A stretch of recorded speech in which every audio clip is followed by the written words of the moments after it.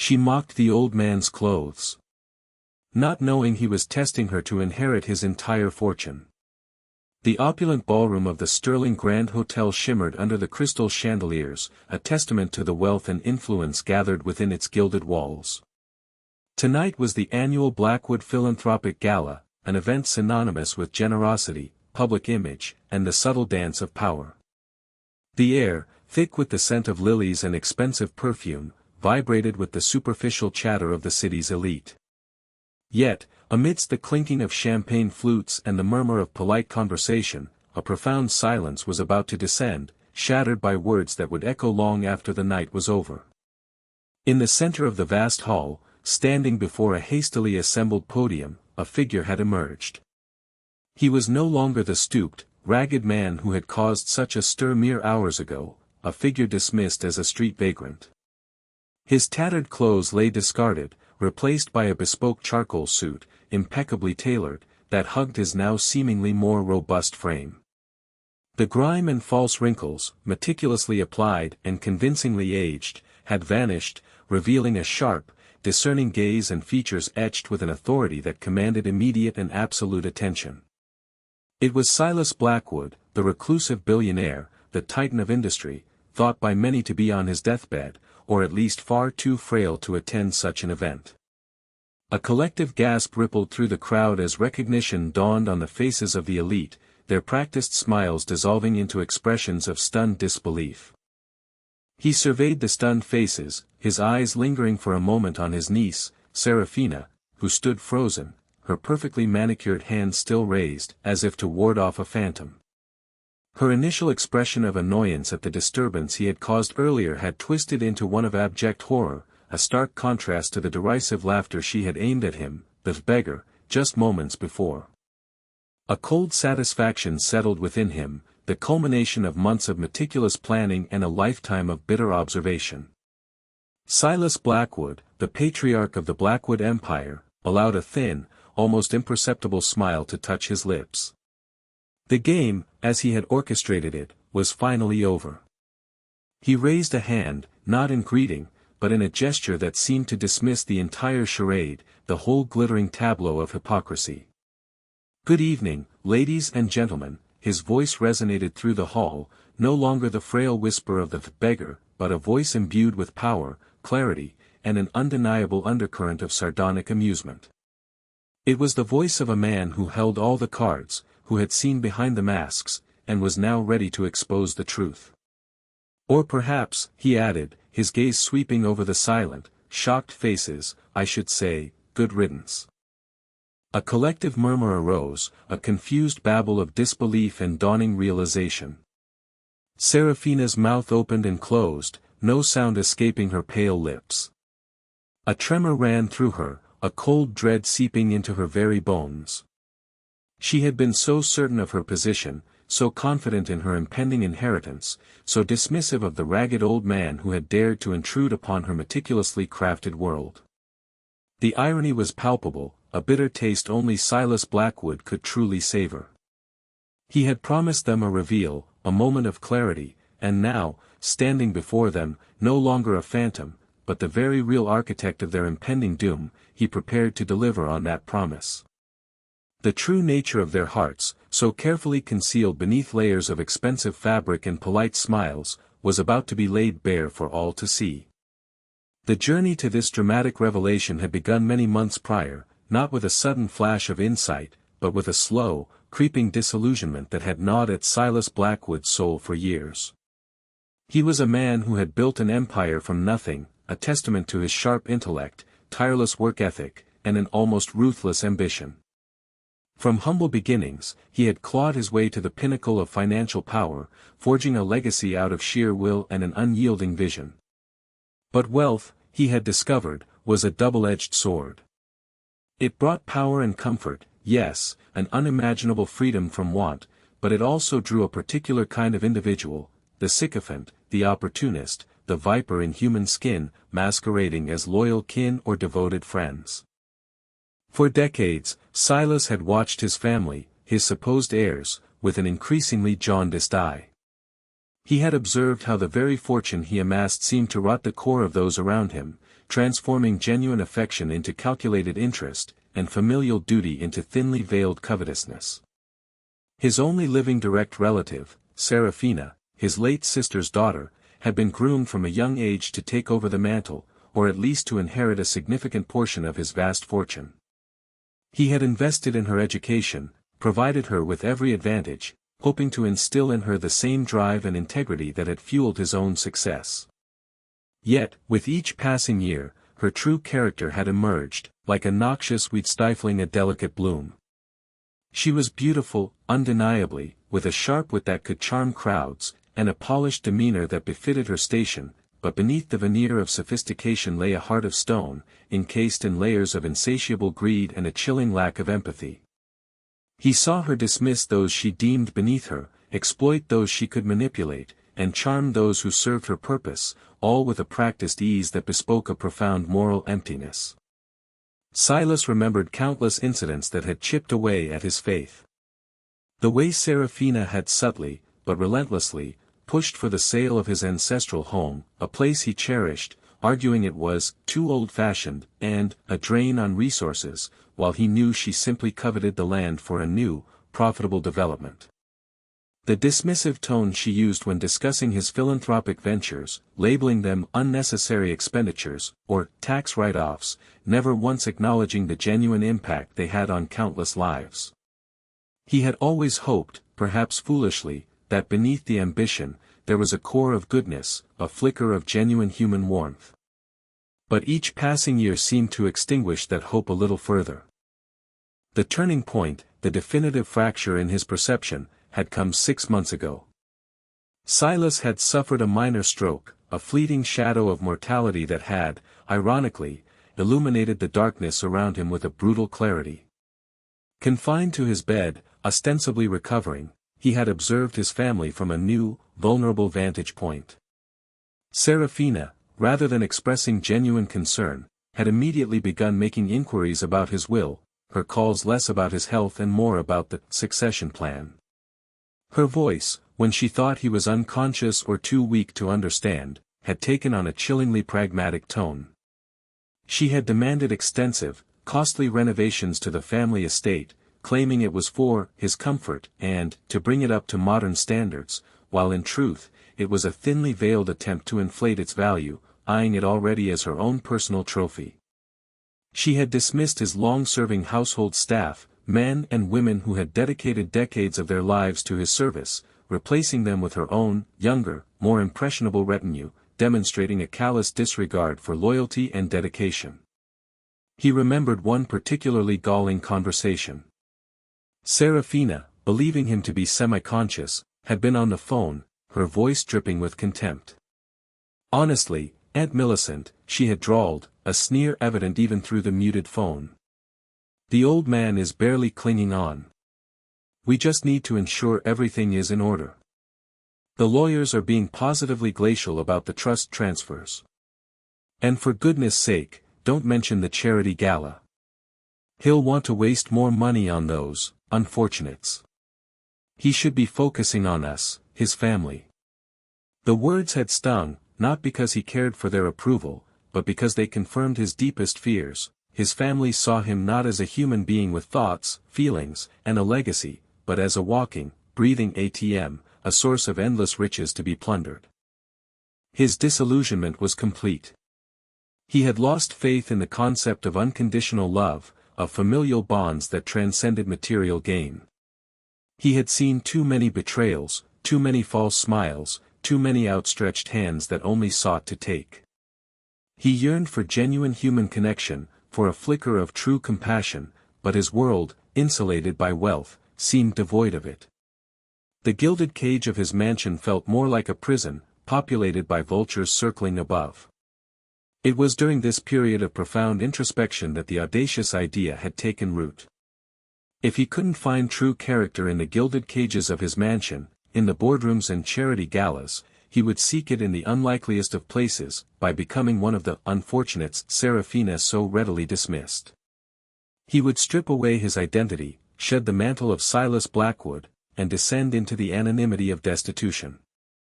He would become a ghost, observing, testing, and ultimately, judging.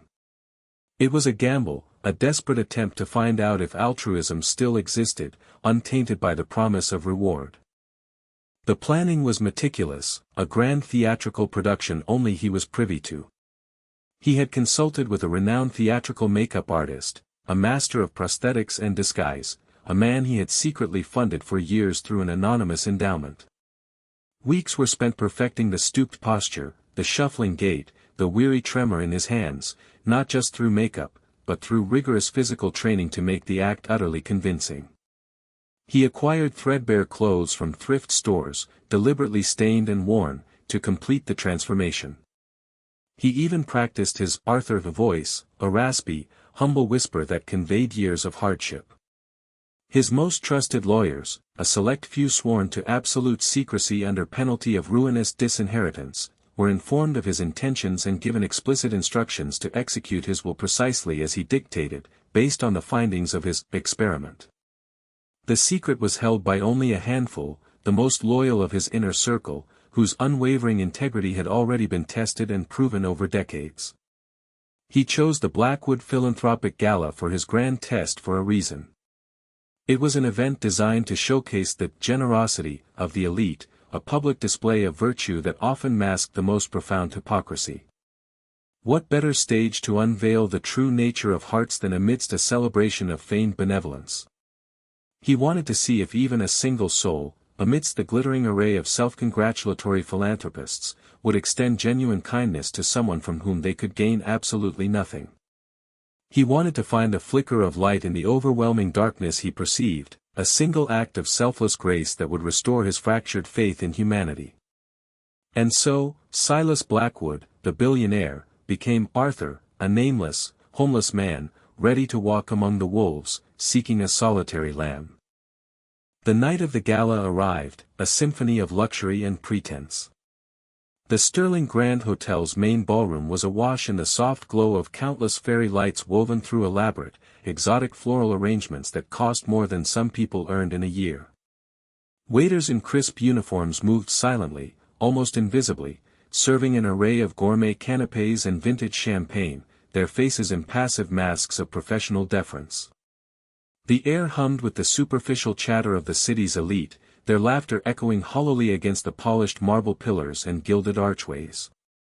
Each guest, dressed in their finest, wore a practiced smile, a mask designed to project an image of success, benevolence, and effortless charm. Silas, or rather, Arthur, stood near the service entrance, a shadow lurking at the edge of the dazzling spectacle, deliberately drawing himself inward, as if to make himself even smaller than his stooped posture already indicated. His disguise was flawless, a masterpiece of transformation. His face, expertly aged by prosthetics, was a roadmap of false wrinkles and sun-weathered skin, subtly scarred as if by years of exposure. His hair, a greasy, disheveled white wig, protruded from beneath a grimy wool cap that seemed fused to his head. His clothes, a threadbare, oversized coat, stained trousers, and worn-out shoes, completed the picture of utter destitution.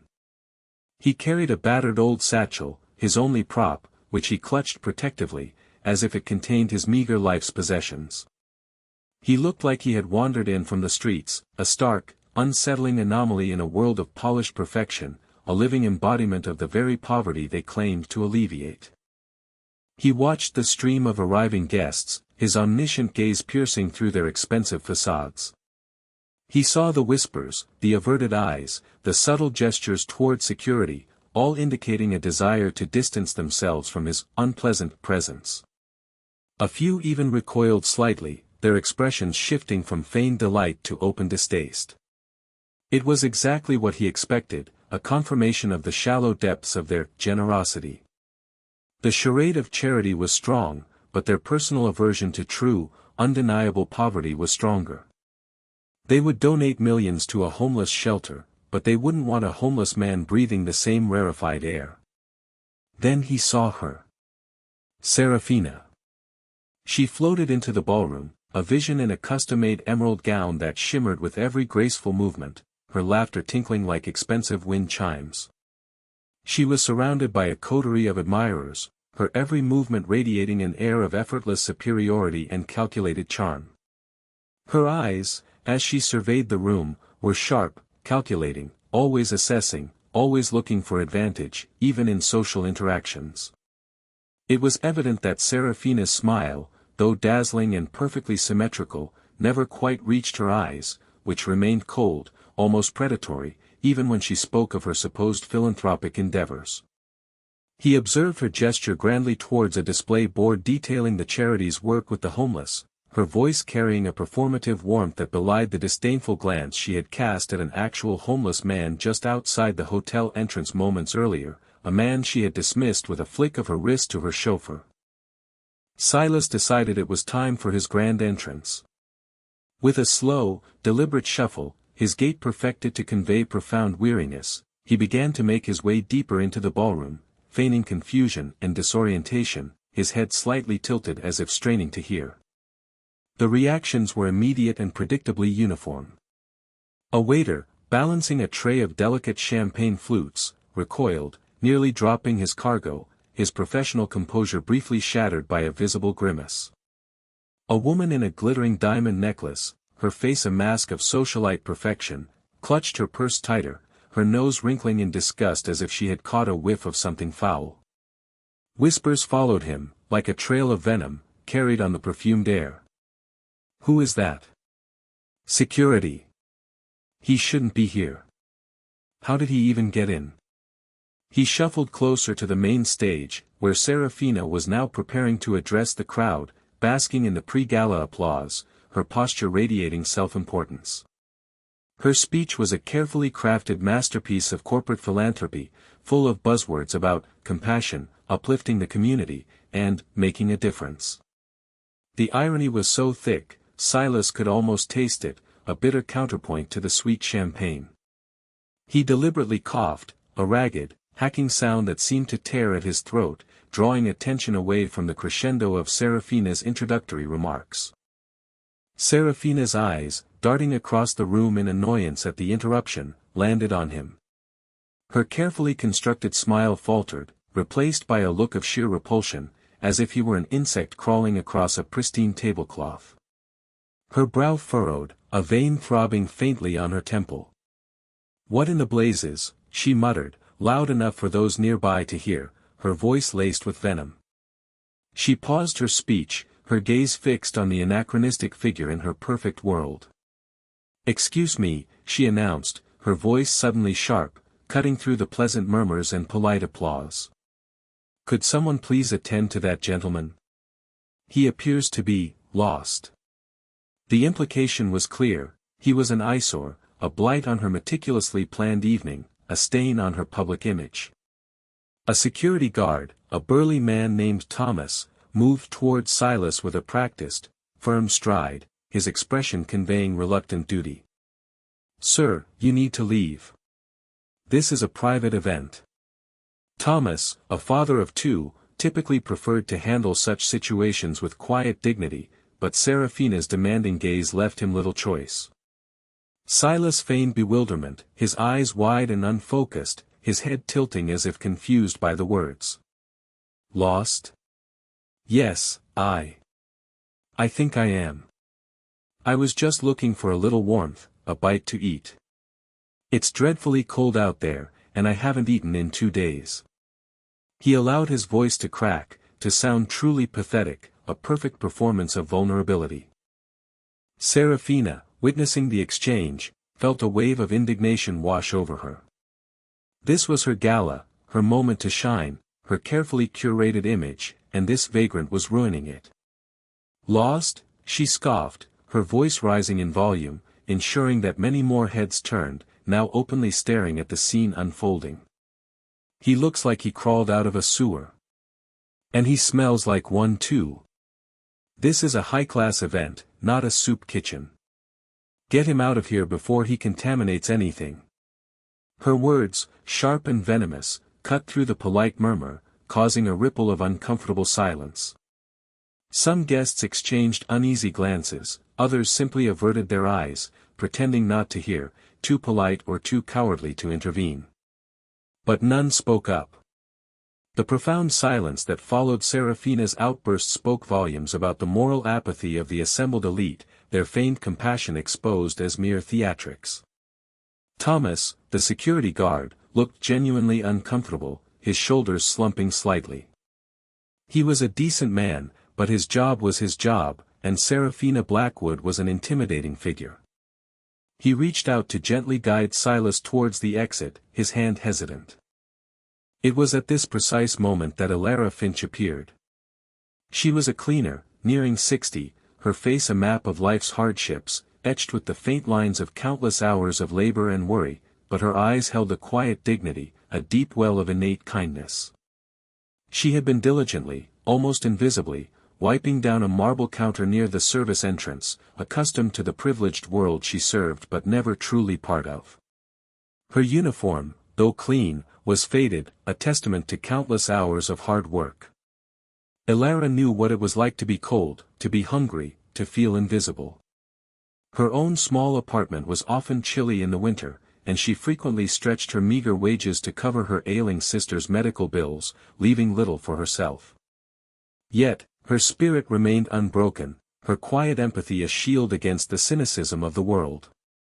She had heard Serafina's cruel words, each one a fresh sting to her empathetic heart.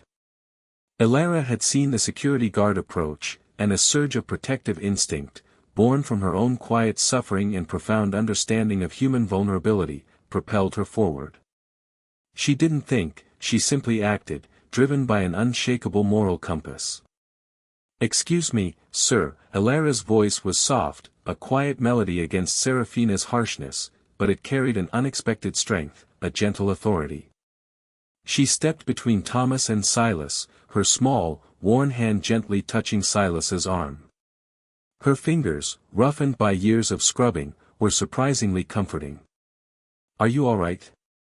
You look a bit pale." She didn't flinch from his perceived grime, didn't recoil from his alleged smell. Her touch was genuine, her concern etched clearly on her face, devoid of any judgment or pity.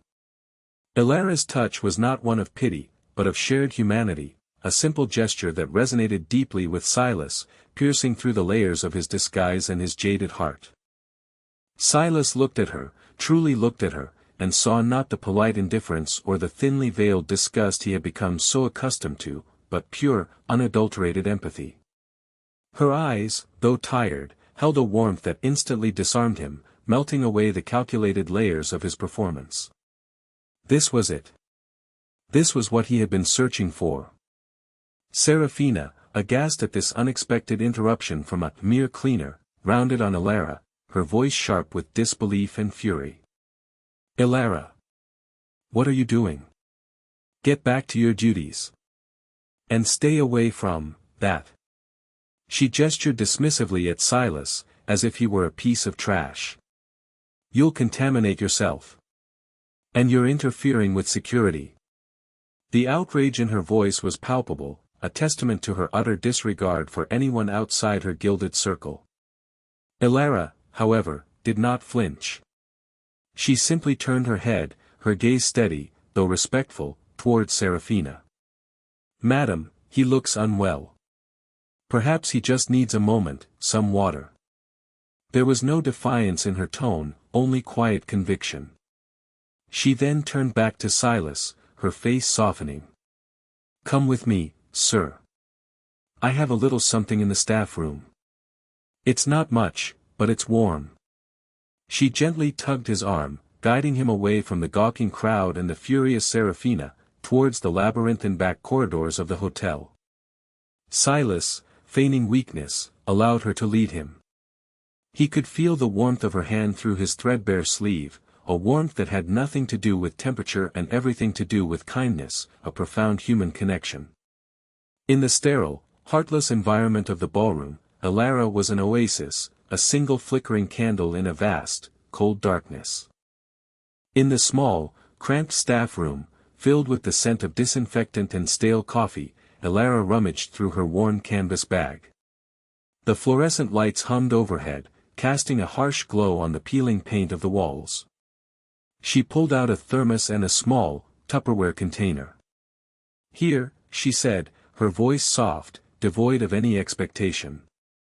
"It's just some vegetable soup I made for my lunch, and a piece of bread. It's not much, but it's hot." She poured the soup into a chipped mug, its rim slightly discolored, and offered it to him, along with the bread wrapped in a napkin. "You must be hungry." Silas took the mug, his disguised hands trembling slightly, but this time, the tremor was genuine, born of profound emotion, of revelation. He took a sip of the soup. It was simple, humble, made with basic ingredients, but it tasted like the most exquisite meal he had ever had, for it was seasoned with genuine care, with the essence of unadulterated human kindness.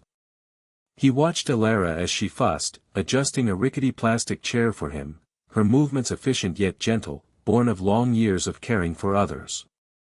She asked him simple questions, not prying, but out of genuine concern. "Are you from around here?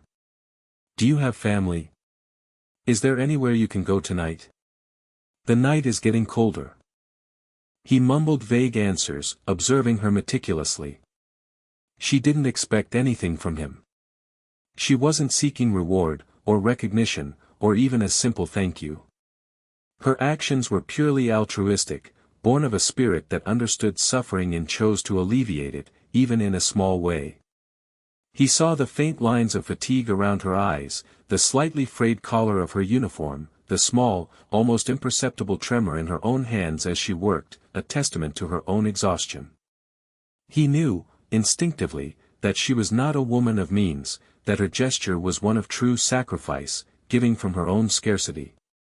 It was a stark contrast to the performative charity of those outside, who gave from their abundance and expected public adoration in return. This simple act, more than any grand gesture, would seal the fate of Silas Blackwood's legacy. He spent nearly an hour in the staff room, conversing with Elara, listening to her quiet wisdom, her humble complaints about rising prices, her quiet hope for her sister's recovery. He learned of her long years of service, her dedication, her quiet perseverance in the face of adversity. She spoke of her childhood, growing up in a small, close-knit community where neighbors helped neighbors without question. She learned that she had worked at the Sterling Grand for over 30 years, seeing countless faces come and go, yet remaining largely unseen herself. She was the backbone of the institution, a silent guardian of its cleanliness and order, yet treated as little more than a replaceable cog in a grand machine. Her story, though simple, spoke volumes of quiet strength and enduring dignity. Suddenly, the security guard, Thomas, poked his head into the room, his face etched with discomfort. "Elara, they're looking for you." "Anne, is he still here?" He looked uncomfortable, glancing nervously over his shoulder. "Madame Serafina is furious. She's threatening to have your hours cut, or worse, have you dismissed." Elara's face paled slightly, but she remained composed, a flicker of concern in her eyes. She turned to Silas. "You should go now, sir. They're going to make trouble for you, and for me." Her voice was filled with a quiet resignation, but no regret. She had chosen kindness, and she would bear the consequences without complaint. The profound dignity in Elara's quiet acceptance of potential punishment, a trait entirely absent in the entitled Serafina, moved Silas deeply. Silas nodded, rising slowly, his movements still feigning weakness. He extended his hand, his disguised features conveying a deep, unspoken gratitude. "Thank you, Elara. You have no idea what your kindness means." She smiled, a genuine, warm smile that reached her eyes, crinkling the corners. "Just trying to do my bit, sir. Everyone deserves a little kindness." As Silas shuffled out of the staff room and made his way towards a secluded staff exit, he carried with him the taste of Elara's humble soup, the warmth of her simple touch, and the unwavering conviction that he had found the answer to his search. The will, the grand fortune, would go to the one truly worthy. The stage was set for the climax, and the true characters were about to be revealed. The air in the ballroom crackled with a mixture of confusion and growing unease. Silas Blackwood, the man believed to be infirm and reclusive, stood on the stage, his presence radiating an unyielding authority, an almost predatory calm. The initial whispers had died down, replaced by a stunned silence as the magnitude of the situation began to settle in, a heavy blanket of disbelief smothering the earlier gaiety. Serafina, her face now completely devoid of color, ashen and drawn, stared at him with wide, disbelieving eyes. Her world, so meticulously built on expectations and entitlements, was crumbling before her, reduced to dust by a single, terrifying truth. I imagine many of you are surprised. Silas's voice cut through the silence, each word precise, deliberate, like a surgeon's scalpel. Some, no doubt, are shocked. A few, perhaps, are even a little afraid. He allowed his gaze to sweep over the assembled elite, a knowing glint in his eye, relishing the visible discomfort. You see, for the past several months, I have been conducting an experiment. A very personal, very necessary experiment. One that has shown me more about humanity than all my years in business combined. He paused, letting the words sink in, allowing the dread to fully bloom in the hearts of his audience. Serafina's lips trembled. She wanted to speak, to deny, to explain, to salvage her shattered reputation, but no coherent sound would emerge. Her mind raced, frantically searching for an explanation, a way to salvage the situation, but all she found was a terrifying void. She remembered the beggar, the old man she had scorned, the one Alara had helped. A cold dread, colder than any winter night, seeped into her bones. No, it couldn't be. It was impossible. As many of you know, Silas continued, his tone shifting, becoming more pointed, edged with a cold steel, I have been in declining health. This brush with mortality, this brief dance with the Reaper, prompted me to reconsider many things, particularly the legacy I wished to leave behind. His eyes landed on Serafina, a flicker of something akin to pity, but mostly cold judgment, in their depths. I have no direct descendants, and my extended family, particularly my niece, Serafina, has long been under the impression that they would inherit the vast majority of my fortune, built on the assumption of bloodline and expectation. A collective gasp swept through the room, a wave of shock rippling through the stunned faces. Serafina let out a small, choked sound, a desperate, animalistic whimper. However, Silas's voice hardened, becoming an instrument of justice. Wealth, I have learned, reveals character. And often, it reveals the lack thereof. It strips away the pretense and lays bare the soul. I decided to see, with my own eyes, who truly deserved the fruits of my life's labor. Who possessed not just ambition, but integrity. Not just charm, but compassion. And so, I decided to disappear. To become invisible. To become, for a time, a man of no consequence. He paused, letting the full weight of his revelation hang in the air, a silence so profound one could almost hear the thoughts racing through the minds of the guests. For the past 6 months, I have lived among you, but not as Silas Blackwood. I have walked your streets, frequented your establishments, and yes, he looked directly at Serafina, a chilling smile playing on his lips, a smile of ultimate triumph and undeniable scorn.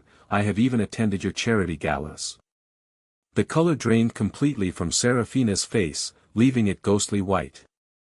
Her eyes darted around the room, meeting the horrified, accusatory stares of the other guests. They remembered her public outburst, her cruel words, her attempts to have the beggar ejected. The realization dawned on them, sickeningly, that they too had been tested, and found wanting. Their own dismissive glances, their whispers of disgust, now echoed back to them like a haunting chorus. Tonight, Silas continued, his voice resonating with an almost theatrical flair, his gaze unwavering, I had the distinct pleasure of being present as Arthur, a destitute old man, in this very ballroom. I witnessed, firsthand, the true nature of the philanthropists gathered here tonight. I saw the disdain, the disgust, the complete lack of basic human decency. His gaze swept over the room, making many squirm in their expensive suits, their faces now contorted with shame and growing fear. And I saw, Seraphina, your true colors. Your contempt for those less fortunate, your callous disregard for a fellow human being, your eagerness to humiliate and dismiss someone from whom you believed you could gain nothing. It was a performance, Seraphina, of unparalleled cruelty. Seraphina finally found her voice, a desperate, pathetic whimper, her hands clasped as if in prayer. Uncle Silas. No. You don't understand. It was a misunderstanding. I didn't know it was you. I would never. Her voice dissolved into a choked sob. Silas cut her off, his hand raising dismissively, a gesture that perfectly conveyed his final, irrevocable judgment. Silence. Your words are as hollow as your heart. I heard what you said. I saw what you did. You publicly mocked me, attempted to have me thrown out, simply because my appearance did not conform to your narrow, materialistic expectations. You revealed a cruelty that chills me to my core, a soul utterly devoid of compassion. He then turned, his gaze softening considerably, a profound warmth replacing the cold judgment, towards a small figure standing near the service entrance, her face a mask of utter bewilderment and disbelief. It was Elara Finch, the cleaner, who had quietly re-entered the ballroom to continue her duties, unaware of the unfolding drama until Silas had begun to speak, her humble presence a stark contrast to the opulence around her. But amidst the darkness, Silas continued, his voice now imbued with warmth and profound gratitude, rising in volume, there was a single, undeniable beacon of light. A woman who, despite her own struggles, despite her own modest means, extended genuine kindness, warmth, and respect to a man she believed to be a complete stranger, with no expectation of reward. A pure act of selfless compassion. He stepped down from the podium and began to walk towards Elara, the entire room holding its breath, every eye fixed on his determined stride. Elara's eyes were wide, her hand covering her mouth in shock. She had recognized Arthur in Silas's words, but the idea that he was the billionaire Silas Blackwood was simply too much for her mind to process. A wave of dizziness washed over her. Silas stopped directly in front of Elara. He reached out, taking her worn, work-roughened hand in his, a delicate contrast of power and humility. Elara Finch, he announced, his voice clear and strong, resonating through the hushed hall, you are the only truly wealthy person in this room tonight. You possess a wealth of character, of compassion, of unwavering human decency that none of these glittering facades, none of these vast fortunes, could ever hope to replicate. He turned back to the stunned crowd, his voice rising in volume, delivering the final, crushing blow. My lawyers will be announcing the full details of my revised will tomorrow morning. Suffice it to say, Seraphina, you will inherit nothing. Not a single penny. Your name will be removed from all documents, all trusts, all claims to the Blackwood fortune. Your future, which you so arrogantly assumed, has vanished. Seraphina let out a strangled cry, a sound of utter despair, collapsing into a nearby velvet chair, her face contorted in a mask of pure agony and disbelief.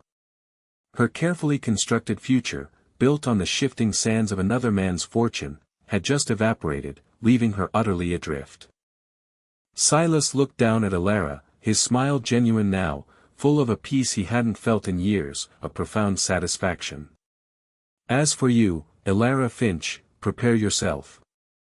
For your true kindness, your unwavering empathy, and your unblemished spirit, you have inherited more than you could ever imagine. You have inherited the Blackwood legacy, not just in wealth, but in the spirit of true philanthropy that will now be its guiding principle. You, Elara, are the true heir. The room erupted in a cacophony of gasps, whispers, and stunned exclamations, a wave of shock and disbelief washing over the once complacent elite. The climax had arrived, brutal and undeniable, and the masks had truly fallen. The aftermath of Silas Blackwood's dramatic revelation was nothing short of a cataclysm for some, and a dawn of unimaginable possibilities for others. The news spread like wildfire, fueled by breathless social media posts and hushed rumors from those present at the gala, dominating headlines and becoming the singular topic of conversation in every elite circle. The story of the billionaire who disguised himself as a pauper to test his family's true character, and the humble cleaner who inherited his empire, became a modern-day fable, a cautionary tale for the avaricious and an inspiring one for the virtuous, debated and dissected in every coffee shop and boardroom. For Serafina, the downfall was swift and absolute, far more brutal than she could have ever conceived. The initial shock had given way to a frantic, desperate scramble to salvage her reputation, to deny, to beg, to plead. She had tried to reach Uncle Silas, calling his private lines repeatedly, sending tearful, incoherent messages, but he was unreachable, his resolve unwavering. Her calls went unanswered, her pleas ignored, simply rerouted to his impassive legal team. The lawyers, acting on Silas's ironclad instructions, wasted no time. Every trust, every fund, every property that had her name attached as a beneficiary was swiftly removed. The Blackwood family name, once a badge of honor, a key to every exclusive door, now carried the heavy burden of public ridicule, especially for her, the face of the family's disgrace. The social elite, who had once courted her for her perceived proximity to wealth, for the invitations she could secure and the influence she seemed to wield, now shunned her as if she were a carrier of contagion. Invitations ceased, phone calls went unreturned, and doors that had once opened effortlessly now remained firmly, conspicuously shut. Her credit lines, once limitless, were frozen, then revoked. The lavish apartment she had called home, paid for by a Blackwood trust, was suddenly beyond her means, the rent notices piling up, stark reminders of her lost status. Her designer clothes, her luxury car, her expensive jewelry, all became stark reminders of a life she could no longer afford, mocking her with their unwearable luxury. She was forced to sell most of her possessions, frantically trying to cling to some semblance of her former life, but it was a losing battle. Serafina's humiliation was amplified by the public nature of her downfall, a mirror image of the public scorn she had so readily heaped upon Silas. Within weeks, Serafina, once the darling of the social scene, found herself evicted, stripped of every luxury, and facing a reality she had never imagined, abject poverty. She, who had mocked a man for his shabby clothes, now wore her own, worn and unwashed, day after day. She, who had scorned a simple meal, now struggled to afford even basic groceries, her stomach often rumbling with unfamiliar hunger. The universe, in its ironic wisdom, had delivered a poetic justice, forcing her to experience the very destitution she had so callously dismissed in others, to walk the path of the unfortunates she had so scorned. She was last seen working as a cashier in a discount grocery store on the outskirts of the city, her once manicured hands now rough and chapped from cleaning and handling endless items, her eyes hardened by bitterness and regret, a perpetual flicker of resentment burning within them. She would often look up from her register, her gaze lingering on a wealthy customer, a flicker of the old envy and resentment burning in her eyes, a perpetual prisoner of her own past greed, unable to escape the shadow of her own actions. For Elara Finch, the transformation was nothing short of miraculous, a dream plucked from the realm of fantasy and brought vividly to life. When Silas Blackwood's lawyers formally presented her with the details of the inheritance, she had been utterly overwhelmed, her humble spirit struggling to grasp the enormity of it. A fully paid-for house in a quiet, leafy suburb, far from the bustling city noise, complete with a small garden she could tend. A substantial sum of money, enough to ensure she would never have to worry about bills again, enough to comfortably care for her ailing sister without financial strain, to afford her the best medical care available.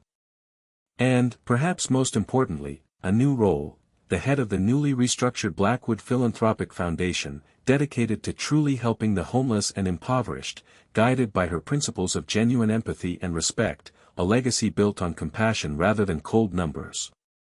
Elara's initial reaction was one of profound humility and disbelief.